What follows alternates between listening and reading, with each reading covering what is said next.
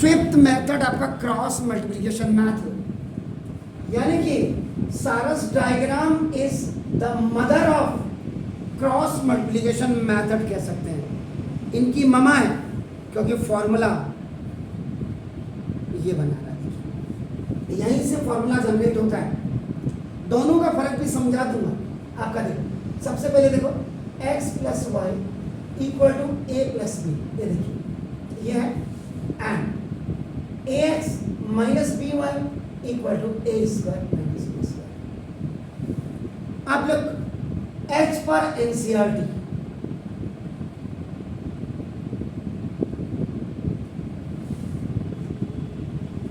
NCERT के अनुसार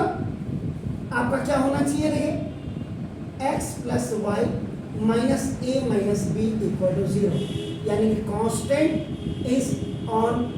left hand side. ये अब आपका देखो x plus y minus common ले लीजिएगा सर, यहाँ देखिए ए, अब ये बिल्कुल फुल्ली आपको देखो ना ये लुक सर, ध्यान से देख लीजिएगा, फिर उसके बाद देखिए एंड देखिए ए पहली क्वेश्चन से देखो ना, फ्रॉम फर्स्ट इक्वेशन देखिए नाउ फ्रॉम सेकेंड इक्वेशन से देखिए a x plus sorry minus से प्लस है, minus b y equal minus a square और प्लस बी स्क्वायर। इक्वेशंस को जरा ध्यान से देख लीजिएगा, a square minus b square, तो देखो ये जब इधर आएगी तो देखो आपका क्या हो जाएगा, माइनस ए स्क्वायर और plus b square equal to 0। तो देखो ये a x minus b y minus common ले लीजिएगा, a square minus b square equal to 0। बिल्कुल नजरें बिल्कुल देखिए, क्या इक्वेशन मेरी यही थी, ये देखिए। अब जब आपने ये कर दिया, अब ये एनसीईआरटी का फॉर्मेट बन गया। Now this is the format of the NCERT, क्योंकि constant is on the left hand side. ये देखिए कांस्टेंट आपका ये लेफ्ट हैंड साइड में सर। अब आप क्या करेंगे, now comparing equation number 3 and equation number 4 with the standard form of linear equations in two variables। दोनों की लैंग्वेज में फर्क देख लीजिएगा सर, क्या लिखा हुआ है। बिना कंपेयरिंग के आप इसको बिल्कुल नहीं कर सकते सर। ये देखो a1x प्लस b1y और plus c1 equal to 0, and देखो a2x प्लस b2y और plus c2 equal to 0। This is the cross multiplication method है। तो ना फर्स्ट वाले को थर्ड से कंपेयर करिए, एंड दिस वन सेकंड वाले को फोर्थ से। तो देखो x को कंपेयर करिए, तो देखो a1 is equal to 1, y you compare b1 is equal to 1। Now c1 constant है, देखो तो c1 ये आपका क्या होगा, माइनस a प्लस b। ये माइनस है सर, साइंस प्लेज, ये signs play important role sir, so don't forget to write the signs। now then second वाली को दो x ऐसे करो, ये दो a, तो यानी कि a2 हो गया, b2 y को कंपेयर किया तो b2 is equal to minus b, and आपका c2 इज इक्वल टू ये minus a square minus b square.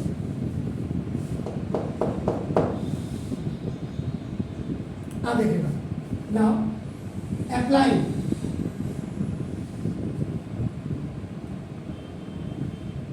Require formulas. ये देखिए to find out x and y, याद रखिएगा constant is on left hand side. ये देखिए तो formula क्या होगा, x is equal b1 c2 minus b2 c1 upon a1 b2 minus a2 b1। तो देखिए अभी पता लग जाएगा B1 की वैल्यू क्या है सर 1 इंटू C2 की वैल्यू क्या है sir minus a square minus b square, ये ऐसे लिखेंगे सर माइनस B2 की वैल्यू क्या है sir minus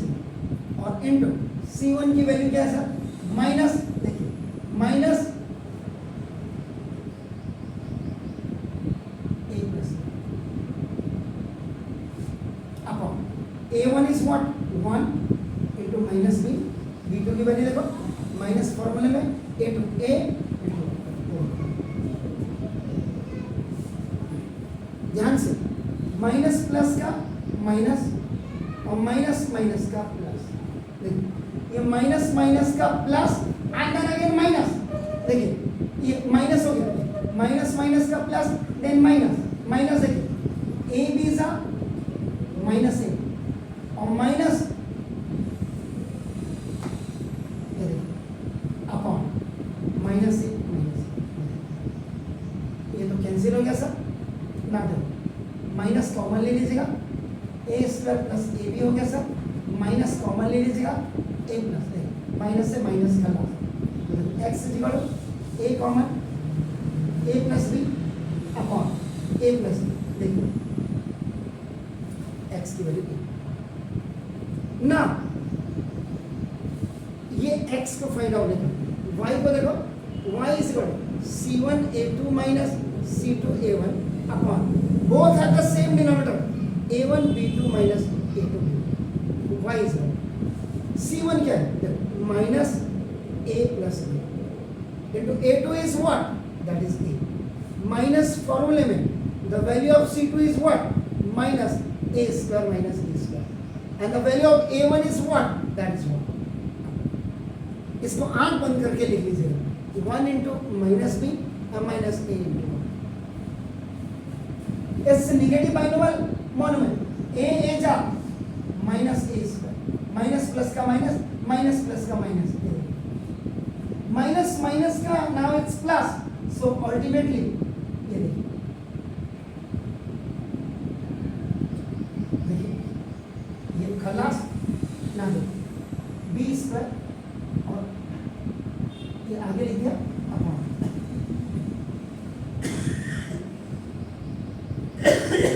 y is equal minus b common ले लीजिएगा a plus b, minus plus का minus minus plus minus 1 common ले लीजिएगा खलास माइनस से minus therefore y is equal to x is equal to a,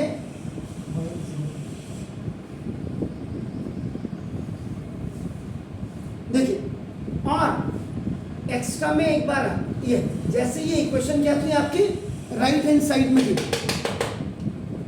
यहां हमने इसको लेफ्ट में लेके इक्वल टू 0 किया तो ये फॉर्मूला लगा, देखिए आप यहां देख लीजिए clear, if constants are on right hand side, अगर कांस्टेंट राइट हैंड साइड में तो यही फॉर्मूला क्या हो जाएगा, जैसे यहाँ है a प्लस बी राइट में था हम ले गए यहाँ तो ये फॉर्मूला, तो अब क्या हो जाएगा B2 C1 minus B1 C2 upon A1 B2 minus A2 B, यानी कि जो पीछे था वो आगे आ जाएगा, जो आगे है पीछे आ जाएगा, देखिए and y is equal to now C2 A1 will come ahead and it will go later, भाग भी जाएगा या गो टू बैक, ये बच्चों को ये इंफॉर्मेशन आपकी दिमाग में रखनी होती है when they are making up, when ये प्रूफ भी है, this formula can be proved by the help of the Saros diagram, इसी से ये फॉर्मूला बनता है। अब क्वेश्चन में मैंने क्या लिखा था, solve the following equation by all 5 और 6, ये जो आपका 6th मेथड है, for your kind information, it can not be solved by diagrammatic representation, ये छठे मेथड डायग्रामेटिक रिप्रेजेंटेशन से ये क्यों नहीं होगा, क्योंकि देखो इक्वेशन 1 में अगर देखेंगे तो ना द कोफिशिएंट्स आर आपका 1 and 1, यानी द कोफिशिएंट्स ऑफ, लिख देता हूँ x and y, ये 1 1 है, बट कांस्टेंट इज आपका वेरिएबल, ये वेरिएबल्स है। यहां भी इक्वेशन नंबर 2 में देखेंगे तो ये कोफिशिएंट्स जो है ये भी वेरिएबल है, variable means a and b, और कांस्टेंट भी आपका वेरिएबल है, तो नाउ नॉट पॉसिबल। इसलिए तीसरे मेथड से डायग्रामेटिक से ये पॉसिबल नहीं होगा। इसका मतलब diagrammatic representation can be only applied when the coefficient and the constant are always the numbers. इसलिए छठे मेथड से ये नहीं हो पाएगा। अब आप घर जाएंगे, इसके बाद आप इस इक्वेशन को, ये जो 2 इक्वेशंस हैं, इसको गूगल में हिंदुस्तान के किसी भी बड़े चैनल पे डालना, और अगर आपको ये 5 मेथड एक ही टीचर के पढ़ाए हुए में से मिल जाए, आप कल मुझे कहना सर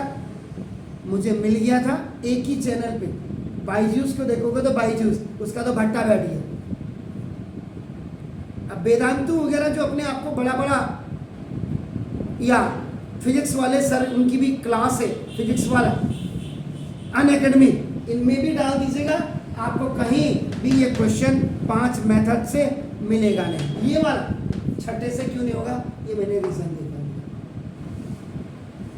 तो ये स्पेशलिटी आपको यही मिलेगी, पूरे हिंदुस्तान में कहीं नहीं, चेक कर लेना। जो आप कहेंगे वो सजा मैं भुगतने को तैयार हूँ कल शाम को।